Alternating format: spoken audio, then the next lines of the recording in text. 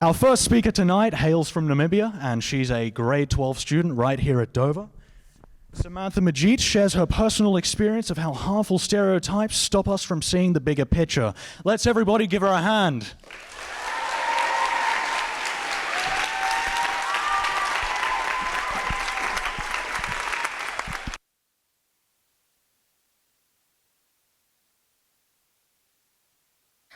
I was partaking in my grade 11 service when I fell into conversation with a teacher.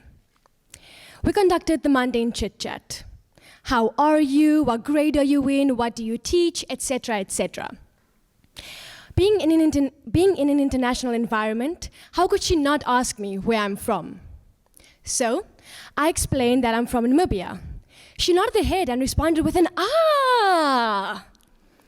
I asked her if she knew where that was, and she said no. So then I patiently explained that Namibia is in Southwest Africa, just northwest of South Africa. That's when she glitched.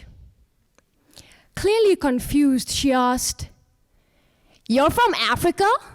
Like Africa, Africa?" And I responded with an "yes, like from Africa, Africa." "But you didn't stay there, right?" I told her I've stayed there my whole life.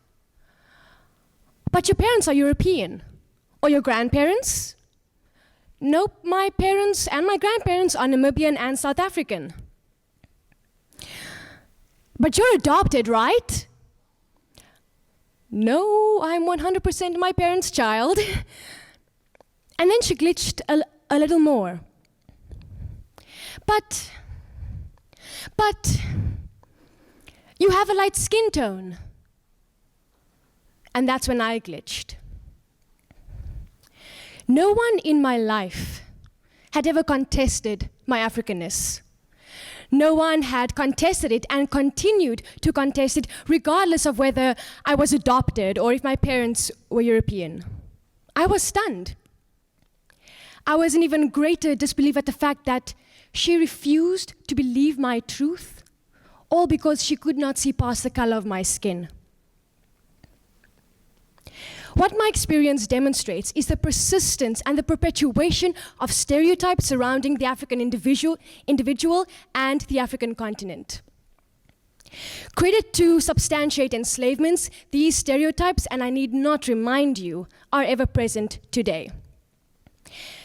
They have evolved not only into discriminatory remarks, yet also hopeful UNICEF ads which try to portray the entire continent through one campaign.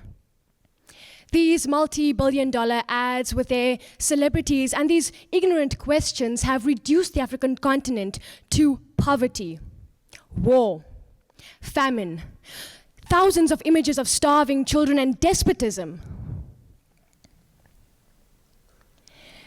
You're probably wondering how this ties into kaleidoscope. Well, as you know, a kaleidoscope is composed of about 2 mirrors, tilted at an angle and coupled with tiny pieces of colored glass to create an ever-changing image. It's meant to be beautiful. Stereotypes are kaleidoscopes. These incorrect perspectives and bias make up the kaleidoscope, the mirror, the tiny colored pieces of glass, and yes, it creates an image, but it's flawed and false. However, tonight I'd like to teach you how to be a stereotyper.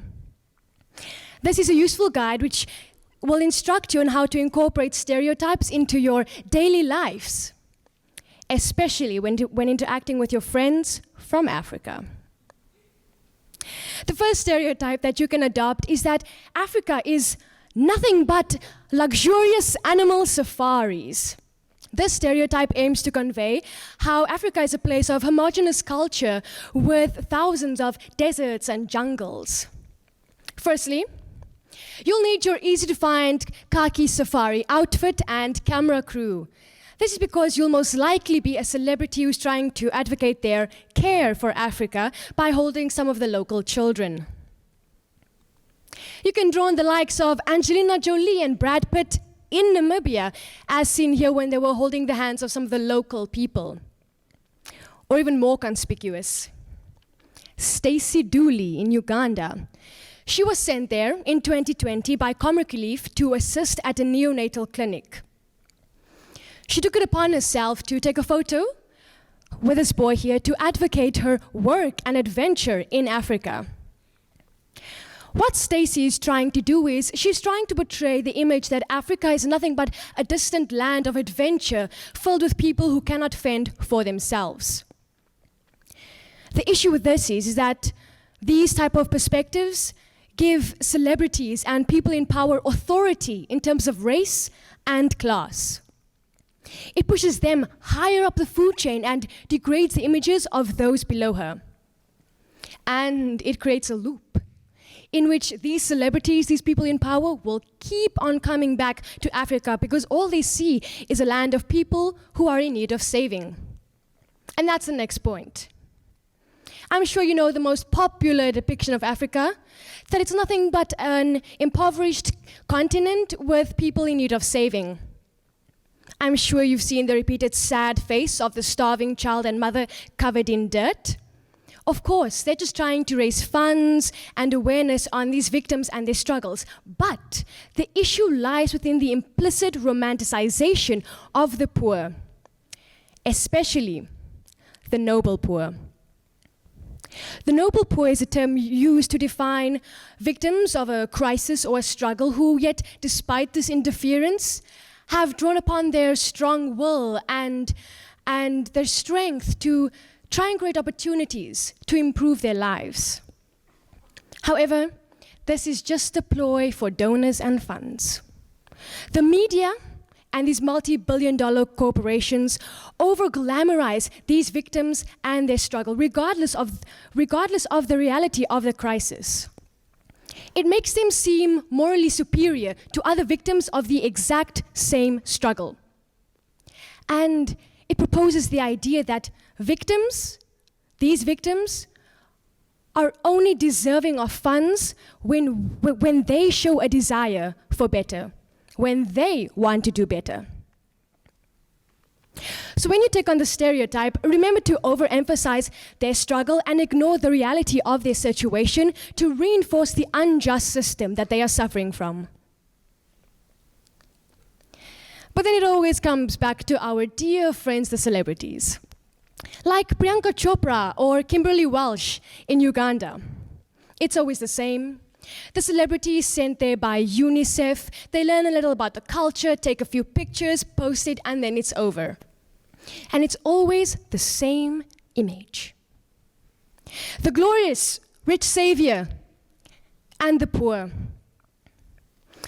Celebrities, media, and multi-billion-dollar corporations keep on portraying these African countries under these tropes. And it instills the idea that these African communities still function under colonialist mentality and that all our socioeconomic problems can only be solved by white interference or interference from those in power. It removes the opportunity for independency within these individuals. But hey, why invest in their local talent, in their potential to drive their own communities when you can reinstill the negative power imbalances that they are still suffering from? And then it comes back down to people like me, who are met with shock and awe when I explain, I know what water is, I know what a telephone is, no, I don't run around in leopard skins all day. The media, these corporations, keep on feeding and feeding and feeding an atypical image of Africa into the minds of people everywhere. With attracting visual features and interesting dialogue, they are perpetuating this image, this false image, this stereotype. And if you look at yourself from the lens of a kaleidoscope, you'll find it's difficult because people will only ever see you from one filter. But that's one side of the mirror. There's another side, and it could have been adopted by every single person in this room.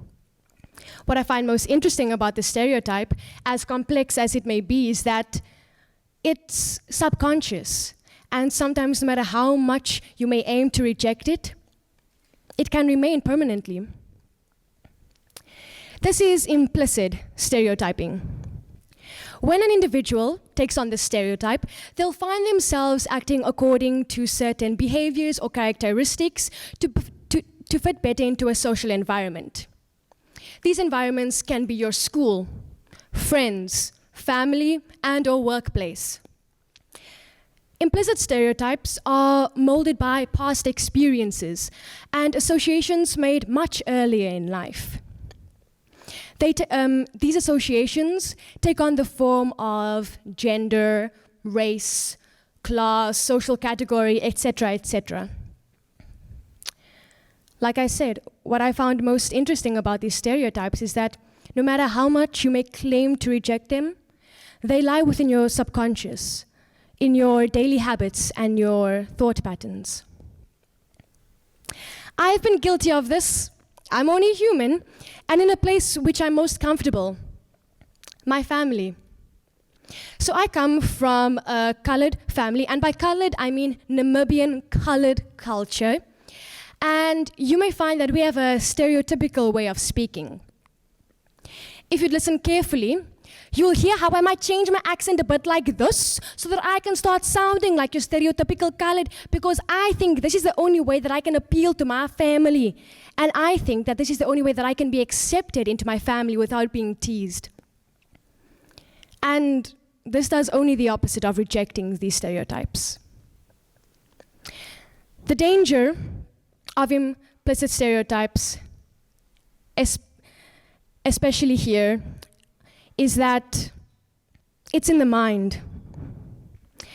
There are many sayings in multiple languages. You are your own competition, the only person standing in your way is you, and it could not be better emphasized in this case. By conforming to a stereotype fabricated by the media and by generations of degrading societal views, you not only limit yourself in terms of this image, but you suppress your own potential. Yes, you're standing in your own way, but you're also standing in the way of others and having other people see you and them differently. These stereotypes, which you have claimed to reject, are perpetuated by you, and you support these stereotypes by conforming to a false image from the camera. Inevitably, you'll find yourself in a loop, in a cycle, in a kaleidoscope that turns and turns and never stops turning.